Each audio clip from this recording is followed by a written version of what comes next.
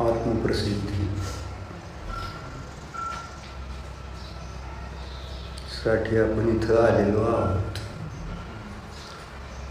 जसं दुकानात कशासाठी जातो आपण ही माहिती आहे. स्वयंपाकघरामध्ये सकाळी आपण कशासाठी जातो माहिती आहे.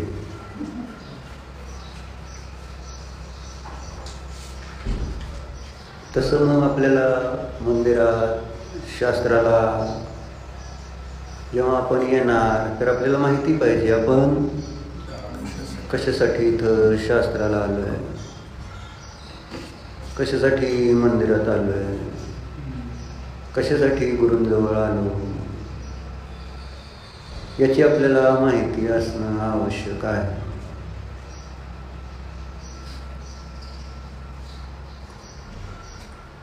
कारण विना प्रयोजन कार्यसिद्ध होत नाही. प्रयोजनाशिवाय काय सिद्ध होणार? मग हे पक्क पाहिजे, पक्क, एकदम पक्क. आत्मप्रसिद्धी एवढंच आपलं लक्ष.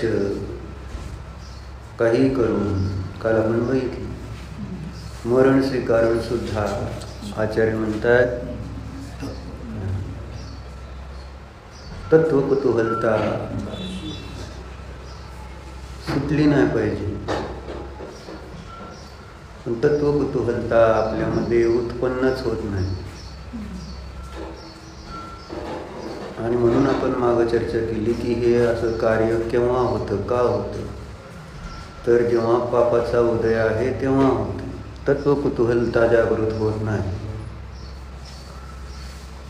आणि मग जोपर्यंत ज्याची तत्व कुतूहलता जागृत होत नाही तोपर्यंत त्याचं दुःख संपू शकणार नाही. कारण दुःख संपवणारे आहे ते तत्वाचंच ज्ञान आहे. तत्वज्ञानाशिवाय कोणाचंही दुःख संपलेलं नाही.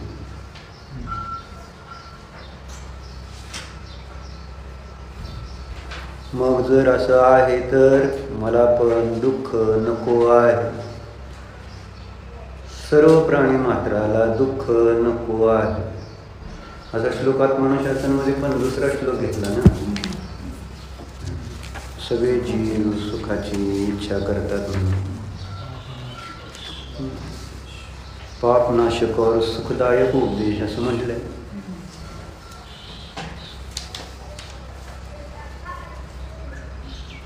पापाचा नाश करणारा आणि सुख देणारा असा हा उपदेश आम्ही इथं सांगतो आहोत.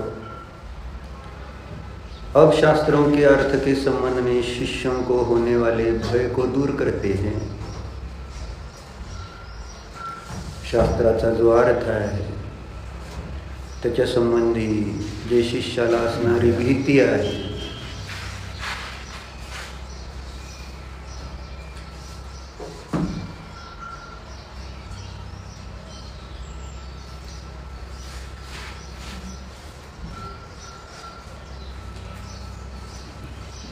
काय सांगितलं सांग. नाही असं काय सांग.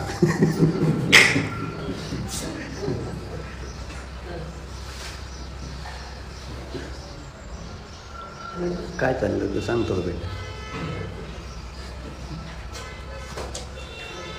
दुकानात संयम बसला, गिरायक असलं आणि त्या गहू मोबाईलमध्ये बसला, काय म्हणशील?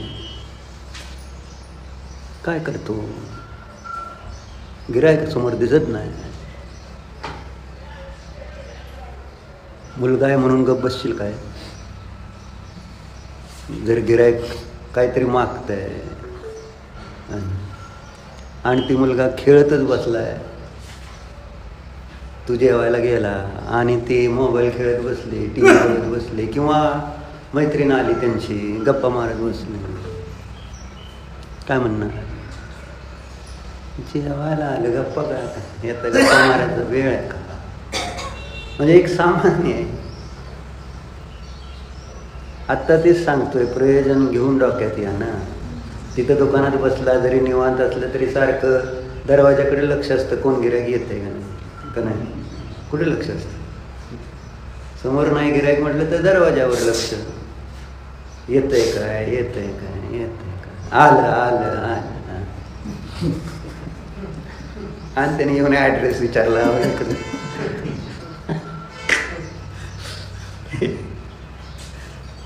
काय चाललंय? म्हणजे आता सांगून गेलो तुम्ही सुरुवातीला, प्रयोजन ध्यानात ठेवा. आम्ही परत तरी सुद्धा इकडं तिकडं बघत बसल्यानंतर मग मी काय करणार राहुल सांगा. काल म्हटलं ही बेडकांना वजन करणं अवघड आहे, बेडकांचं का नाही?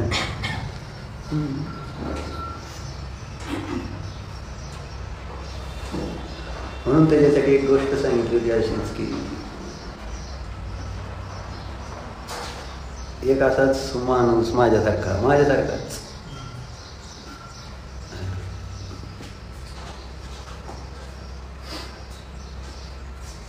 मग काही ना काही समस्या राहणारच, अडचण होते. आणि मग समस्येने हैराण झालेला मनुष्य काय करायचं?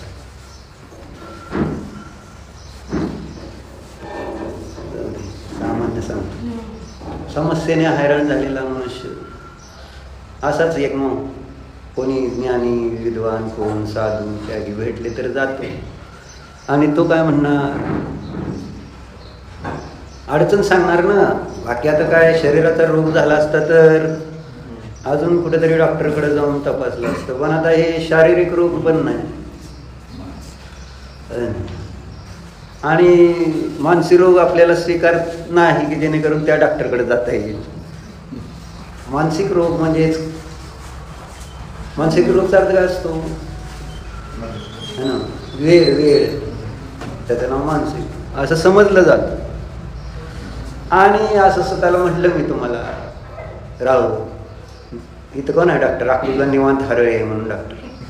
आणि मी तुला म्हटलं जरा असं लय गोंधळ घालत जाऊन एकदा दाखवून येते का, मला काय झालं नाही, दोरा 2 गोळ्या घेतल्या म्हणजे बरं वाटलं. तुलाच गरज आहे गोळ्या नाही होईल का ना असं? कुणाला ज्याला सांगितलं ना असं किंवा तुला आता बरं नाही तू गोळ्या घे जरा, मग ह्याच्याकडे जाऊन मानस उपचार सायकोलॉजिस्ट आणि सायकॅट्रिककडे जा म्हणून सांगितलं तर त्याचं म्हणणं काय असणार? कुणाला तुम्ही मग एक सल्ला द्या आहे ना, लय त्रास होतोय शारीरिक नाही मानसिक, जा सायकॅट्रिककडे. असं नुसतं म्हणायचं, काय म्हणणार ते? मला नाही कळलं. जेव्हा की गरज तीच आहे, तीच आहे ना. शारीरिक त्रास कमी आहेत आणि मानसिक त्रास आपले जास्त आहेत आणि त्यामुळं गरज आपल्याला त्यांच्याकडे म्हटलं ना घेऊन गोळ्या घालून गप करते ते गप असं म्हणजे काय बोलायचं नाही काय नाही, एकतर झोपतंय नाहीतर असं बधीर बसतं. ते विचार संपवायचे ना, विचाराला थांबवायचं एक प्रोसेस बाहेरूनचा केली. कारण असं जर गोळ्याशिवाय तो काय अनेक विचार विनाकारणचे करत राहतो आणि म्हणून त्याला थांबवण्याचा उपाय म्हणजे झोपवणं, असं एक डॉक्टरांचं आहे ना. मग जसा जेवढा जास्त आजार आहे तेवढं जास्त हायर डोस. मग समस्या कशासाठी सांग, त्या माणसाला समस्या होती, पण समस्येसाठी तो डॉक्टरकडे काय जात नाही, न कोणाकडे गेला, साधूकडे गेला. मग सांगितलं त्याने की बाबा असं असं माझी अडचण आहे. काय जीवनात ती एक समस्या दूर झाली तर दुसरी, दुसरी झाली तर तिसरी येते. कुठं त्याला एंड येत नाही, शेवट नाही. आणि येणार आहे का संसारामध्ये? असं असं असं असं आहे का कोणी की ज्याला कोणत्या समस्या नसतात? माहिती आहे तुम्हाला? माहिती आहे? आश्चर्य आहे. म्हणजे माहिती आहे की संसारात समस्या सगळ्यालाच असणार. मग समस्या नको असतील तर काय करायचं ते करावं लागेल का नाही? का नुसतं हा मला माहिती आहे समस्या आहे? अरे माहिती आहे याचा अर्थ काय? माहिती त्याला म्हणणार ना ज्याला त्याचा त्रास आहे तो त्याला दूर करायचा आहे, त्याला त्याची माहिती आहे असं म्हणायचं. मला माहिती म्हणजे नुसतीच शाब्दिक माहिती आहे, ज्याच्यामध्ये आपण काही पुरुषार्थ करत नाही, प्रयत्न काय नाही, संघर्ष असा म्हणून काय नाही होत. बस मला कळतंय इथं सगळ्यांना काही ना काही अडचणी राहणारच. त्यामुळे मला अडचणी असतील यात काय आश्चर्य नाही. म्हणून तसं काय मी लय टेन्शन घ्यायचं काम नाही. म्हणजे स्वतःला संसारात ठेवण्यासाठी मग कुणाच्या जास्त समस्या कमी समस्या इकडं तिकडं दाखवून बघून आपलं आहे इथंच, आणि त्या समस्या दूर करण्याचा निरंतर अभ्यास अनादी काळापासून चाललाय. पण किती समस्या दूर झाल्या कोणाच्या सांगा? जन्म मरणाची समस्या नष्ट होते का मला सांगा? भूक तहानेची समस्या नष्ट होते का सांगा? भीतीची समस्या नष्ट होते का सांगा? स्थूल रूपाने निद्रा है ना, ह्या सगळ्या अशा अडचणी आहेत. त्या संपतायत काय? अडचणी संपत नसते. अडचणीला संपवायचं कसं? संसार म्हटलं तर तुम्ही तिथं असा विषयच येत नाही ना. नाहीतर मग संसार सोडायचा विषय कशाला आला असतो? जर संसारात अडचण नसती तर मग शास्त्र धर्म काय राहिलंच नसतं, प्रयोजनच नाही, मग गरजच नाही ना. काय गरज आहे मला सांग? जर संसारात सगळ्याच त्या ठिकाणी समस्येचं समाधान मिळालं असतं, पण नाही. म्हणून तर धर्माचा अवतार आहे. धर्म आहे की त्याच्यातून बाहेर कसं पडता येईल यासाठी.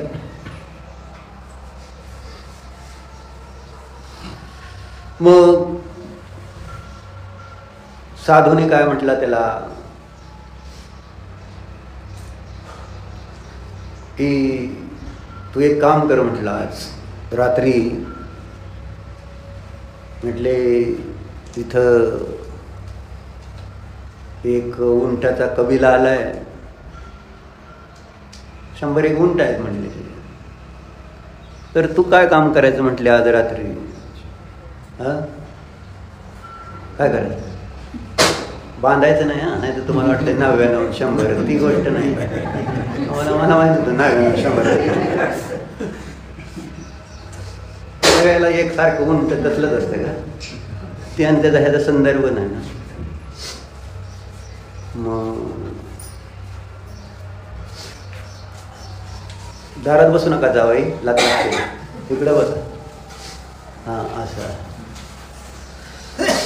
तर तो असं काम कर म्हटले, संध्याकाळी ते 100 उंट आहेत ना, त्यांना रात्री सगळ्यांना बसवायचं काम कर म्हटले. 100 उंटाला काय करायचं? हां, कोणताही उंट उभा राहू द्यायचा आणि सगळ्याला बसवायचं. मग काय झालं असेल तुम्हाला वाटतं?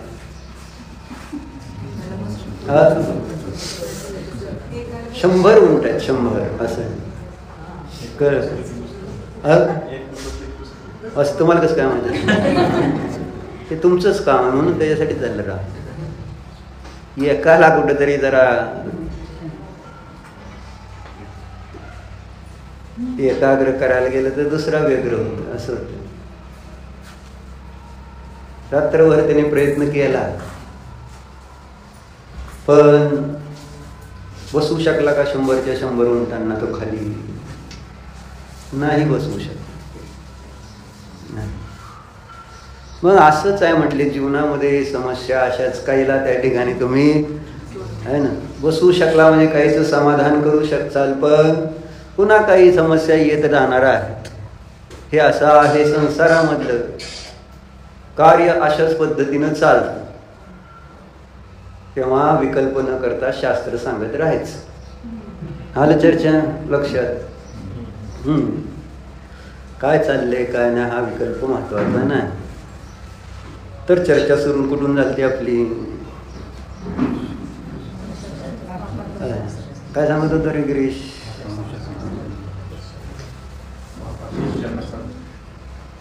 काय सांगत होतो सांगा बरं.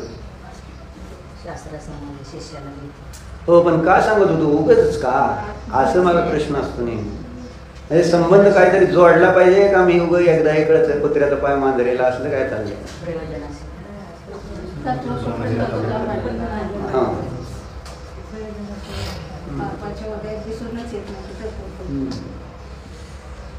तत्व जे आहे त्याची कुतूहलता ठेवली पाहिजे सांगत होतो.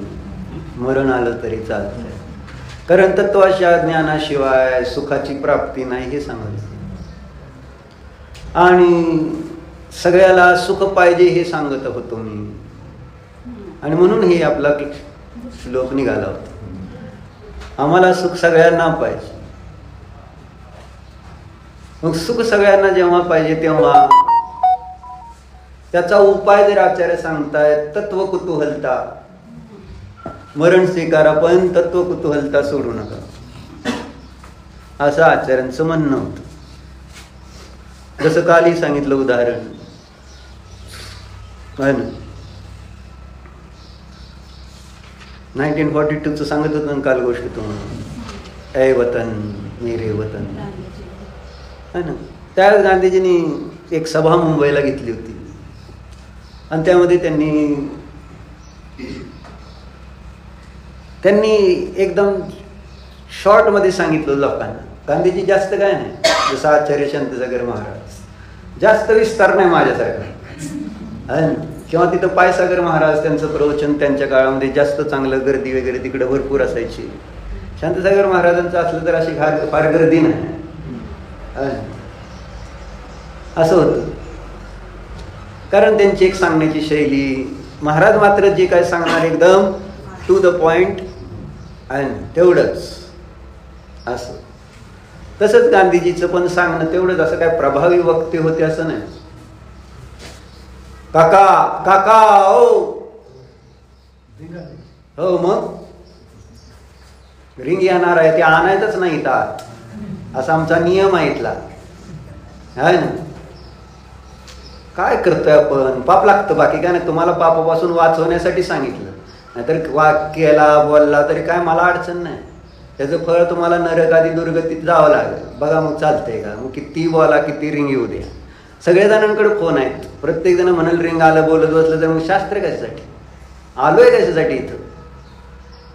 दुकानात गिरायक मी सांगत होतो ना, समोर गिरायक आहे, तुम्हाला फोन आला आणि तुम्ही त्याच्याशी गप्पा मारत बसला मित्राची, तर काय होईल? चालेल का? गिरायकाशी तुम्हाला आता बोलावं लागेल का नाही? गिरायकाकडे लक्ष द्यावं लागेल का नाही? का उगाच इकडं तिकडं केलं तरी चालतंय? तसं करायचं नाही. म्हणजे शोभना का केलं सांगेल मी, नाही तर मला माहिती आहे कुठनं चावी फिरवायची. तर सांगायचं काय, गांधीजी दोन वाक्य त्यांनी सांगितली. त्यांनी एकदम सिंपल वाक्य सांगितलं, मी आहे ना इंग्रजांना सांगतो म्हटले भारत छोडो, एवढंच बोलले ते. काय? आणि त्याच्यावर किती गोंधळ झाला तुम्हाला माहिती आहे का? त्याच्यावर ते काँग्रेस जे होतं, एक काँग्रेस नावाची एक संघटना होती आपल्या भारतात त्या काळामध्ये, तर ती बंद केली त्यावेळेस त्या इंग्रजांनी. कारण गांधीजी काय म्हटले, क्विट इंडिया त्यांच्या भाषेत. त्यांनी फक्त सांगितलं होतं भारत छोडो. पण त्या शब्दामध्ये ताकद किती होती. भारत छोडो एवढ्या शब्दात ताकद स्वतः तर आचरणात आणलेली होती. आणि त्या आचरणातलं एवढेच 2 शब्द पुरेसे आहेत. जास्त काय शब्द लागत नाहीत खरं तर धर्म करण्यासाठी. शब्दाचीच गरज नाही आचार्य म्हणतात. आणि जर शब्द म्हटले तर इथं पण 2च शब्द आहेत, तुष्माश भिन्न. जास्त विस्तार नाही आहे खरं तर. जीवान्य पुद्गलांनी एवढंच पास आहे. पण म्हटलं ना त्याला तसं आचरणपूर्वक सांगणारे लोक पाहिजे. त्यावेळेस तेवढे 2 शब्द बास होते. महाराजांनी काय नाही सांगितलं तरी सगळं कळायचं. आणि इथं मी रोज सांगितलं रेशमी साडी सोडा तरी कळत नाही. म्हणजे फरक असा आहे, बाकी काय नाही. बरोबर आहे. अवघड होईल तुमचं. म्हणजे सांगायचं तात्पर्य किती थोडक्या शब्दात सांगितलं भारत छोड. आणि दुसरा मंत्र दिला. दुसरा मंत्र एक इंग्रजांना एक मंत्र आणि एक स्वातंत्र्य सैनिकांना एक मंत्र दिला. कोणता मंत्र दिला होता? चले जा. कोण म्हणते चले जा? तू म्हणली काय? कोणी राहायचं इथं? कोण राहायचं? 12 इंग्रज बी गेले सांगितलं ते झाले. हा इंग्रज आला. आता मी कोणाला म्हटलं स्वातंत्र्य सैनिक ते इंग्रज होते का? मग तर समस्या फार मोठी आहे. दुसरं त्यांनी एक साधा मंत्र दिला. कोणाला? काय दिला? करो या मरो. किती छान. मला एवढंच काल आपण मी बघितलं तेवढं. जी गोष्ट त्या उषा नावाच्या स्वातंत्र्य सेनानीची होती. म्हणजे बघायला पाहिजे ते. त्याच्यातनं एक इन्स्पिरेशन मिळतंय. आणि असं वाटतं की मी पण असं आता करायला पाहिजे काहीतरी तप. म्हणून काल मी आपलं त्या उन्हात असं नका, धूळ असं नका. म्हणजे ऊन म्हणजे गरम. पण म्हटलं आपण इथंच उभारून ध्यान करायचं. बाहेर मंदिरात सगळी धूळ होती, घाण होती, पण बाहेर गरम पण होतं. पण म्हटलं नाही, आपण आज तप करायचं इथं उभारून. काल परवा दिवशी घरी गेलतो. नको म्हटलं डास होते, गरम होते.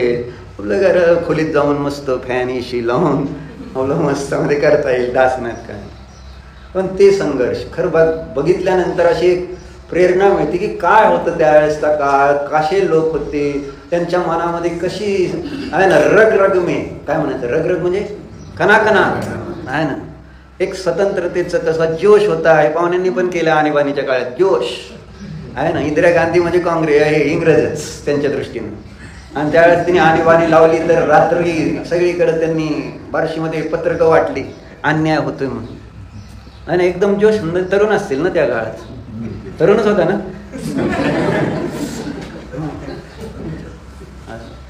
जोश मध्ये सगळं. अन्याय ज्यावेळेस होतोय कळतंय अन्याय आपल्याला आहे ना त्रास देते, भयंकर त्रास देते. एक कुठून तरी आणि एक माझी स्वतंत्रता आहे ना पाहिजे, मला पाहिजे हे. आणि काय ते कोणाला पण येता जाता रस्त्यानं त्यांचे मोठे ऑफिसर्स, लहान मुलगा एक गाडी खाली येऊन मरतो काय, त्यांना काय त्याच्याबद्दल शिक्षा नाही, स्वैर नाही, सुतक नाही. किती लोक अशीच मारते. जुलूम त्यांचा जो होता अत्याचार. आणि हे बघितलं होतं त्या लहान वयात बघितलं होतं त्या मुलीने. 10 वर्षाची असताना शाळेत असताना तिथं 1930 साली जो हेच प्रॉब्लेम आहे. समस्या ही आहे. विजू काकी कालापर्यंत असं करत होत्या. आज आता सोनलताई करत आहेत असं वदर त्याच्यासाठी वारं घ्यायला. तप करा राव. कसलं त्यांना त्रास देत होतं ते. पकडले हे स्वातंत्र्य सैनिक तर त्यांना बर्फाच्या ह्यात कसं बसवलं जात होतं. अंगावर कसं ते फटकारे चपकाचे मारून त्याच्यावर तिखट कसं तोंडात कसं तिखट कोंबलं जात होतं. कसलं भयंकर त्रास दिला जात होता. पण हूं का चून आहे. तुमचा कोण नेता आहे, कुठं आहे, काय आहे विचारलं तुमचं सगळं काय सांगायचं नाही. मरण चालतंय, करो या मरू. असं एक पेटून उठलेले म्हटलं. आणि म्हटलं आमच्याकडे एक ठिणगी बास होती म्हणून सांगितलं. कर्माला कर्मरूपी आहे ना भुष्याला जाळायला, वनाला जाळायला. कर्मरूपी वन जाळायला जास्त वेळ लागणार नाही. एक ठिणगी वाजाय. पण ते ठिणगीच पेटली तर पाहिजे ना का नको. प्रॉब्लेम हे आहे. असं वाटत नाही की आपल्याला काहीतरी सगळा त्रास, या त्रासातून मला मुक्त व्हायला पाहिजे, या सगळ्या समस्येतून मला सुटायचं आहे, नको मला जन्म, नको मला मरण, नको मला तहान, नको मला भूक, मला नको भीती, मला काय असला त्रास नको. संघर्ष जो आपला व्यवहारात चाललोय जगण्यासाठी, जसे जीव आहे ना, स्त्रियांचे प्राणी संघर्ष करतात जगण्यासाठी. मग माझाही तोच आहे, आपणही तेच करतोय. जगायचंय म्हणून काय करतोय, कसं करतोय, किती त्रास, किती दुःख. आणि ह्या सगळ्याचं कारण एक मात्र आपल्याजवळ आपल्या अज्ञानाने बांधलेलं कर्म आहे. आपलं अज्ञान आहे त्याच्या पाठीमागे, आणि त्याचं फळ आपण हे बघतोय. म्हणून ते अज्ञान तत्वज्ञानानेच दूर होणार. अज्ञानाचा नाश काही करून केला पाहिजे म्हणून उगाच म्हणत नाही की ऐकथमपि मृत्वा करो या मरो, तत्व श्रद्धान करा ना तर मरा. तोच मंत्र आहे इथं मला असं वाटतं. दुसरं चुकीचं काय, म्हणजे जर आपल्याला पाहिजेच आपली स्वतंत्रता तर तेच सूत्र आहे. सगळी सूत्र तीच आहेत. गांधीजींनी त्याच्यात जी काय सांगितलेली आहेत ती सगळी सूत्र शास्त्रात पहिल्यापासूनच सांगितली गेली. त्याच्याच अभ्यासाच्या बळावर गांधीजींनी अहिंसा आहे ना, अहिंसेचं श्रद्धान, अहिंसेचं ज्ञान आणि आचरण पक्क होतं त्यांचं. काही झालं तरी त्याच्यावरून सत्य आणि अहिंसा, त्याच्यावरनं नाही चिवत. काही होऊ दे, कसे कोणी जग नावं ठेवू दे, एक पक्क होतं, विजन क्लिअर होतं की बाबा सत्य आणि अहिंसेला कोणत्याही कारणाने सोडायचं नाही. काय जग म्हणलं, सगळे म्हटले काय म्हणायचे म्हणे, पण प्रिन्सिपल्स शुड बी क्लिअर. आणि माझे प्रिन्सिपल्स क्लिअर किती आहेत बघा. स्पष्टता किती आहे माझ्या ज्ञानात की आपल्याला काय करायचं. स्पष्टता नाही, बिलकुल स्पष्टता नाही. फक्त आलोय, ऐकतोय, ठीक आहे. जर स्पष्टता असती तर सोडली असती रेशमी साडी, असं सांगायचं. फिरून तिथंच येणार तर काय नाही.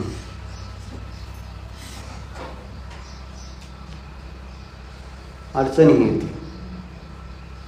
म्हणजे तिथं सुद्धा गरज आहे कशाची, तत्वज्ञान समजून घेण्याची गरज आहे.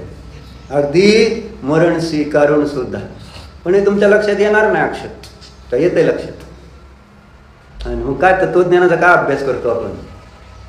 शास्त्राला आला म्हणजे तत्वज्ञानाचा अभ्यास आहे काय, का मंदिरात गेला म्हणजे तत्वज्ञानाचा अभ्यास आहे. आणि जात नाही त्याच्यापेक्षा चांगलं झालं. पण आता ह्याच्या पुढं काहीतरी आहे. इथंच संतुष्ट झाला तर तिथल्याच पायरीवर, तिथल्या स्टेशन आपलं स्टेशन पुढं आहे अजून आहे ना. आणि कुठल्या तरी मधल्या स्टेशनवर शाश्वत जर थांबला, चांगला आहे चांगला आहे चांगला आहे म्हणून, तर आपल्या गावाला पोचणार नाही आपण आहे ना. मध्ये गावं येणार आहेत चांगली चांगली, पण ती मधली गावं पण त्याचा मोह सोडून आपल्याला पुढं सरकावं लागणार आहे जर आपल्या गावाला जायचं असलं तर. नाहीतर कुठंतरी त्याच गावात बसला तर परत तिथंच फिरायची अडचण येईल. आपल्या गावाला आपण पोचू शकणार साधानी. विचार करावा तर लागेल. म्हणून म्हटलं तत्वज्ञानासाठी आपण काय करतो. संयम, तरण, मुलं आहे तुम्ही तर काय करता, काय सांगा बरं. तत्वज्ञान इथं आचार्य सांगायला लागले मरा, पण तत्वज्ञान. कारण त्या मुलीचा वडील आहे ना इंग्रजांच्या काळात कोर्टामध्ये जज होता. कोर्टामधला जज इंग्रजांच्या काळात. आणि त्याला त्या 1942च्या काळात चर्चिल तिकडं ते जर्मनीने अटॅक हिटलरनं केलेला, आणि मग हिटलर विरुद्ध लढा देण्यासाठी इंग्लंडवर आलं होतं ना ते आक्रमण जर्मनीचं. म्हणजे ही सुद्धा एवढी सुद्धा आपल्या लोकांनी, मला असं वाटलं की ते इंग्रज लोक जेव्हा त्यांच्यावर जर कोणी परत गदा आणते स्वतंत्रतेवर त्यांच्या, तर ते संघर्ष करतायत, ते लढतायत आणि त्यांना बाजूला घालतायत. आणि त्याला चर्चिलला त्या लोकांना अक्कल नव्हती की आपण पण दुसऱ्याच्या स्वातंत्र्यावर गदा आणतोय. असंच आहे. आपल्यावर आला तोपर्यंत आपल्यावर जोपर्यंत येत नाही तोपर्यंत काय अडचण नाही. हीच आहे परेशान न इच्छते.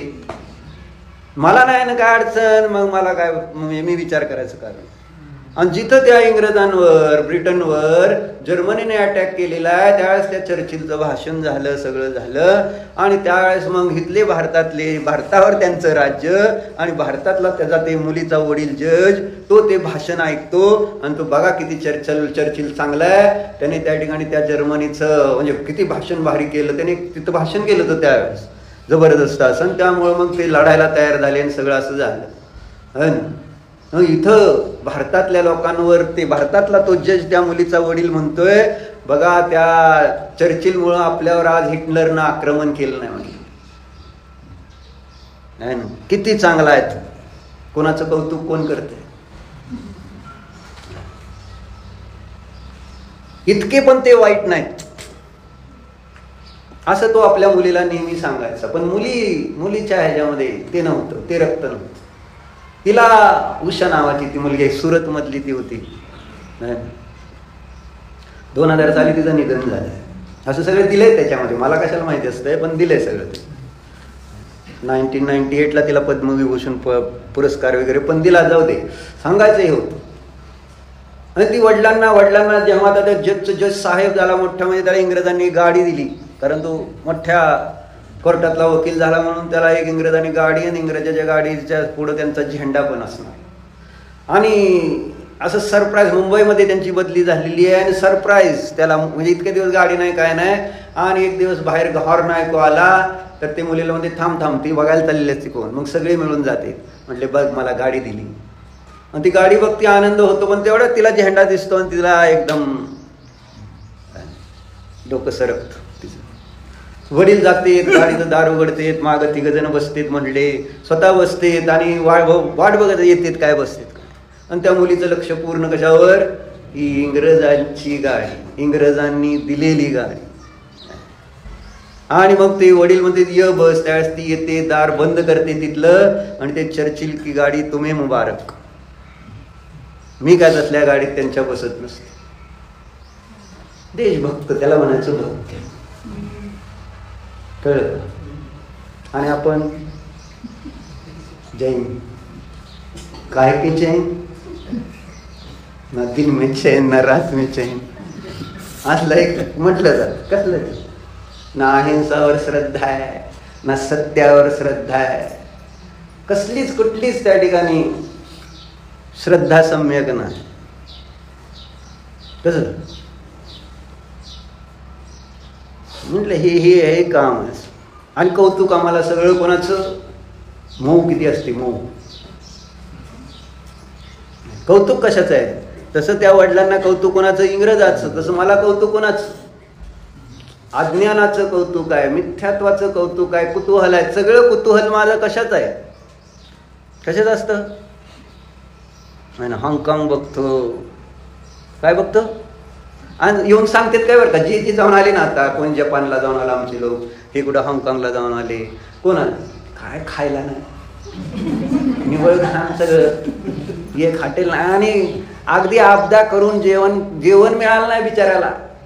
बारीक होऊन आलाय, जपानवरनं जाऊन आलेला माणूस, व्हिएतनामला जाऊन आलेले आहे ना, कोण कुठं ना कुठं जाऊन आलं.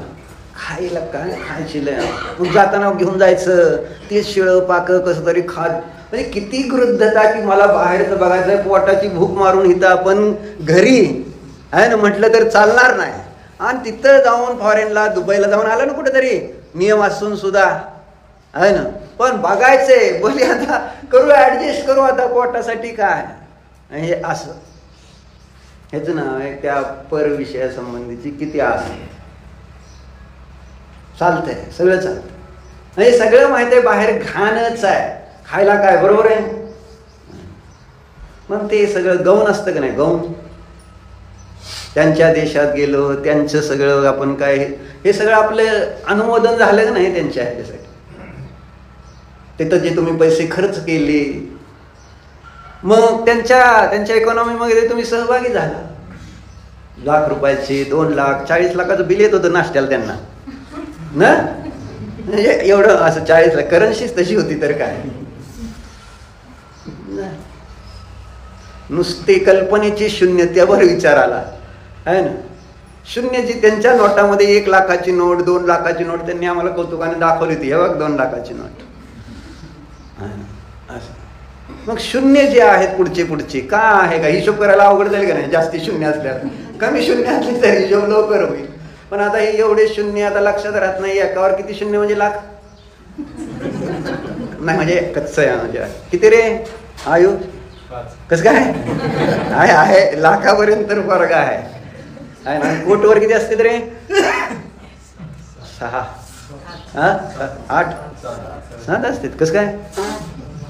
लाखावर 6 मग 1 कोटावर 7 पाहिजेत ना? नाही 1 असं. आणि 10 कोटीवर किती? चांगलं येते म्हणजे ट्रेन झालं पोरगा. सांगायचं हे कल्पनेची शून्य आहेत का नाही? सगळे त्या नोटावर आहेत ती. आमच्याकडे पण शून्य आहेत. 100 200 500 आहे ना. मग ते जर बघितले त्या डॉलर्स आणि पाऊंड्सच्या हिशोबात तर ते शून्य पण कल्पनेचेच आहेत सगळे. आहे काय आहे ना. आपल्या अपेक्षेने त्यांचे शून्य, माझे 1 रुपये त्यांचे 300 रुपये येतील आपल्या 1 रुपयाला व्हिएतनामला. बरोबर 285 80 87 ठीक आहे. पण 300 म्हणून है ना. 1 रुपये त्यांचे 300 रुपये मिळतील. काय आहे त्याच्यात? केवळ म्हटलं ना, हे जर विचारात घेतलं तर तत्वचिंतन करणाऱ्याला हे सगळं समजू शकेल. पण तत्वचिंतन करणार नाही तर हे काय समजणार कसं? काय करतोय काय चाललं? कशासाठी? प्रयोजन किती आहे त्याच? म्हणून काल 4 गोष्टी बघितल्या तर ना आपण. सांग धीरज 4 कोणत्या होत्या गोष्टी कालच्या? लक्षात आहेत का बघू? सांग पटापटा 4 सांगून टाक. म्हणजे बायको मग तिला हुशार आहे म्हणून बात काय त्यांना सगळं लक्षात राहतं म्हणजे माणसं ओळखेल ना. काय नाही प्रेरणा सांग. पहिलं सांग, एकच सांग. जोरात सांग. भटकतो. करेक्ट. सुंदर. बाह्य पदार्थावर प्रेम. व्हिएतनाम चांगलं आहे, हाँगकाँग चांगलं आहे, प्रेम आहे. जपान चांगलं आहे. आणि मग त्याच्या प्राप्तीसाठी म्हणजे त्याला पाहण्यासाठी मग काय करतो? तिकडे भटकतो. मग हे डोळ्याचे विषय, खायचे विषय तेच तसंच आहे. प्रेम आहे पावभाजी.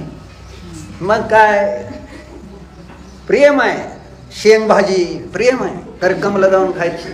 करकमलाच ना? बरोबर. माहिती आहे म्हणजे जातोय असं त्याचा आहे. कसं काय करकमला होतं माहिती तुला?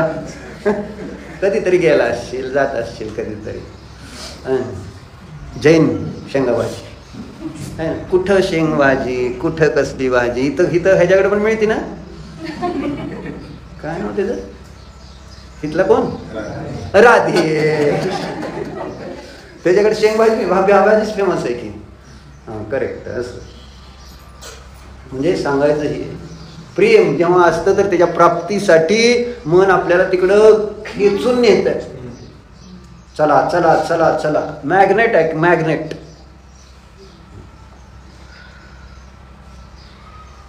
मग ते मॅग्नेट करतं काय? ओढून येतं तिकडं. असं प्रॉब्लेम भावार्थ. म्हणून त्यांनी सांगितलं वेळेवर मनावर ताबा ठेवायला शिका.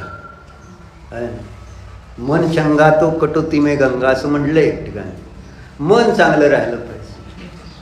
स्वस्थ मन त्याच्यामध्ये भगवान वास करते.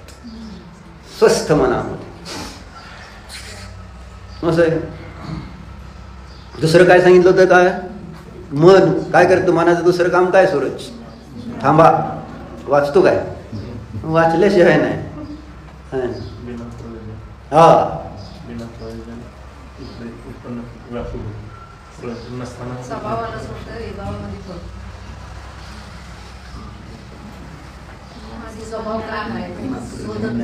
कुणाला काय काय समजलं तर पाहिजे काय का? उगा आपलं तिथलं वाचलं तरी तिथलं भाव तर कळला पाहिजे.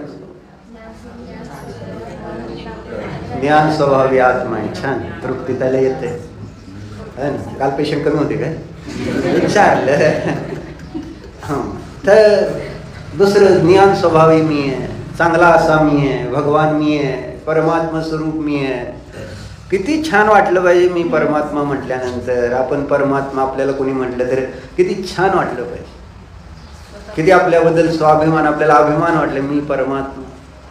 त्या बात असं. आणि अशा त्या चांगल्या चांगल्या आत्मा जो कोणाच्या आध्यात नाही, मध्यात नाही, काय नाही, अशा त्या आत्म्याला विनाकारण, हे महत्वाचं मत आहे. कोणाच्या आध्यात नाही, मध्यात नाही, तरी सुद्धा विनाकारण काय करतं ते मन त्याला त्रास देते. त्रास म्हणजे व्याकुलित करतं त्या. हे मनाचं दुसरं कार्य आपण बघितलं. तिसरं कार्य काय बघितलं होतं? इंद्रियाचं गाव बसवत.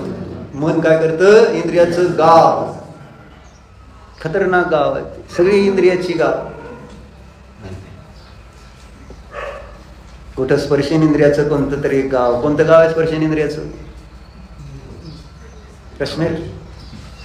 म्हणजे गार बर्फ असतो म्हणून म्हणतोय, आहे का? स्वित्झर्लंड गार. स्पर्शेंद्रियाचं गाव. रसनेंद्रियाचं गाव कोणतं आहे? खाऊगल्ली. इंदोर. इंदोर. 56 भोग आहेत इंदोर मध्ये, माहिती तुम्हाला? तेच की असं इंद्रिय ग्राम अशा आहेत. त्याला कोणी बसवलं आणि त्याच्या प्राप्तीसाठी मग मन काम करतं. आणि चौथं काय? संसाराला कारणभूत कर्माला संचय करण्यामध्ये कारण. जे कर्म या जीवाला संसार परिभ्रमणाचं कारण असतात, त्या कर्माचा संचय त्या मनामुळं होतो आहे. आणि असं मन भटकतं ते तत्वज्ञानाच्या अभावामध्ये. म्हणून सांगत होतो तत्वज्ञान समजतंय. तत्वज्ञानासंबंधी कुतूहलता किती असली पाहिजे हे सांगत होतो. बरोबर. करो या मरो. बरोबर आहे. त्या मुलीच्या वेळा म्हणजे ते तिने त्या गांधीजींनी एवढंच वाक्य सांगितलं. सगळेजण करो या मरो. तिथले स्वातंत्र्य सैनिक जे आले होते सगळे, आणि झेंडा मारतेत पोलीस, तिथं मारतेत, हातावर मारतेत, पाठीत मारतेत, पायाला मारतेत, सगळं मारतेत. झेंडा पडू द्यायचा नाही खाली. डोक्यावर काठीचे प्रहार. लाला लजपतराय त्याच्यातच मेले, माहित आहे ना? काय होतं ते? काय होतं लाला लजपतरायचं तर काय माहिती का नाही? काय माहिती नाही इतिहास. कोण आलं होतं भारतामध्ये आणि त्याला कोण काय म्हटलं? त्याला सायमन आहे ना, गो बॅक सायमन, असं ते नारा होता. आणि तो तिथं येणार होता म्हणून त्याच्यासाठी ते आंदोलन होतं. आणि त्याच्यामध्ये मग पोलिसांनी लाठीमार केला आणि ते लाला लजपतराय बहुतेक जैन होते ती, आहे ना, त्याच्यामध्ये मारली गेली. कसलं मारलं असेल बघा, काठी डोक्यात, भयंकर. पण काय नाही, असे कितीतरी आपण आज जे आनंद भोगतोय ना, ते त्याचं कारण आहे ते आहेत असे. पण कोणाला पडलंय त्यांचं काय? आपल्याला त्यांचं स्मरण काय, अभिमान आहे ना, कुठंतरी त्यांच्याबद्दल आदर भाव काय काय आहे का? काय गेली कोणत्या तरी आपल्याला नाव माहिती नाही. आणि हे तर झाले इथले आहे ना, एक भारत देश, तिथं स्वतंत्र. आपले तीर्थंकर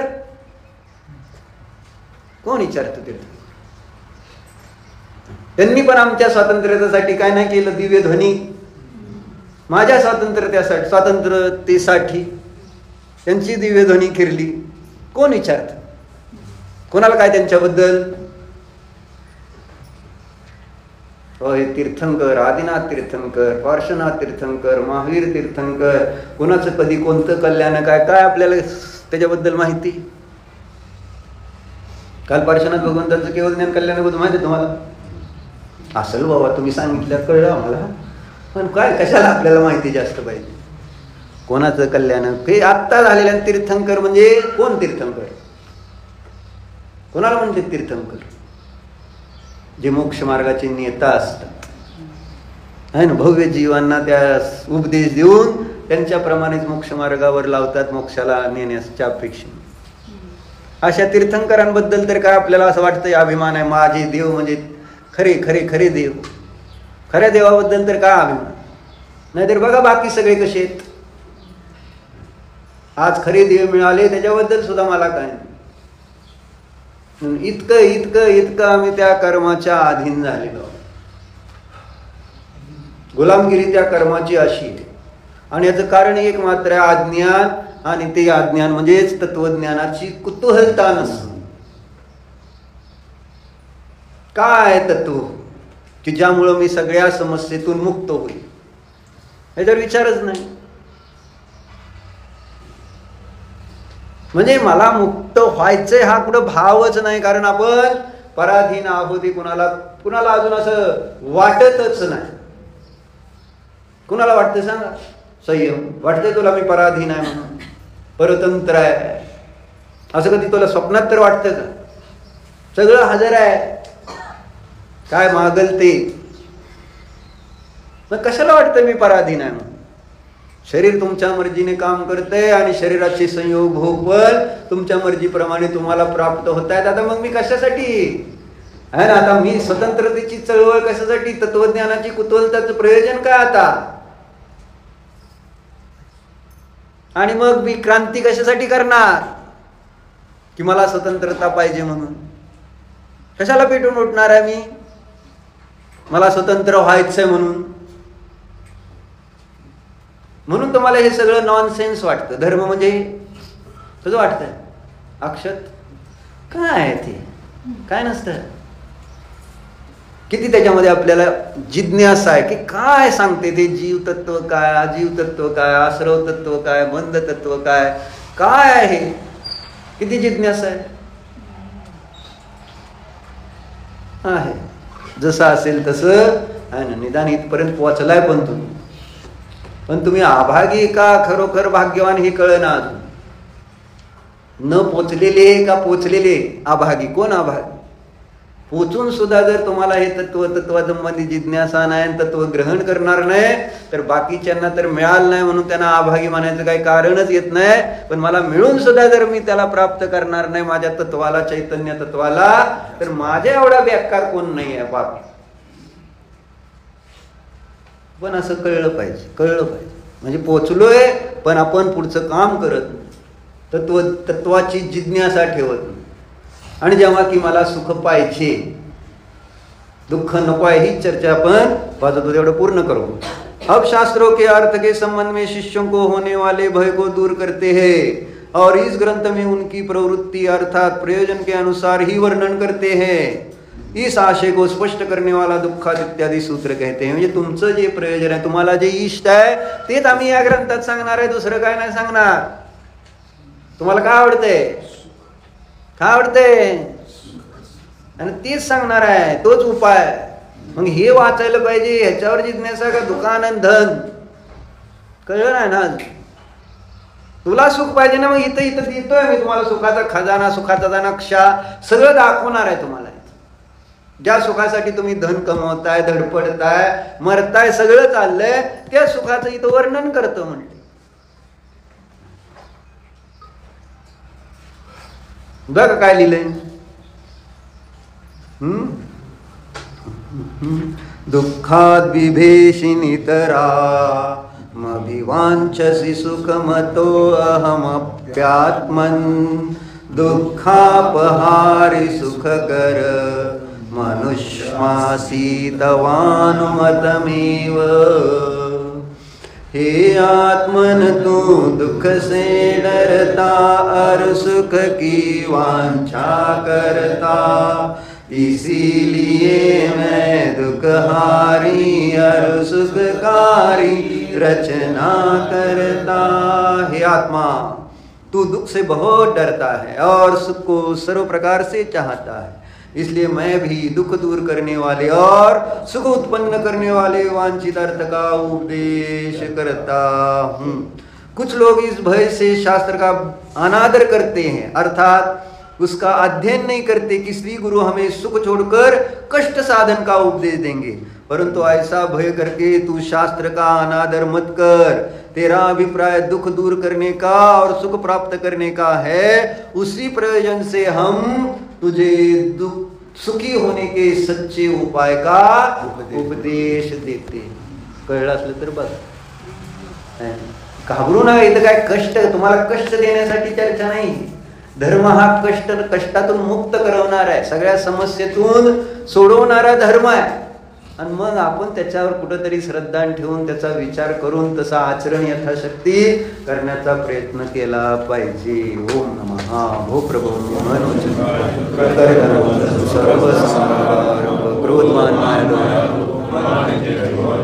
माझ्याकडून यावाद खऱ्या शास्त्र गुरु यांचा घेतलेल्या व्रतामध्ये अतिक्रम अतिचार अनाचार दोष लागले.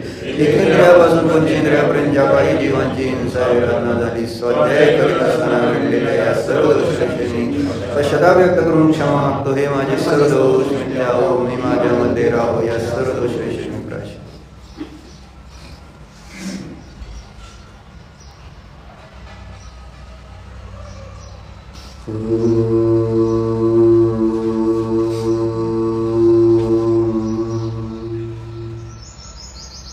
स्वला जाण, स्वतःला जाण, मीला जाण.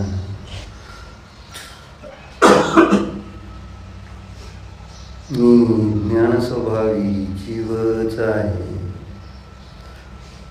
शरीरापासून भिन्नच आहे, चैतन्य स्वरूपीच आहे.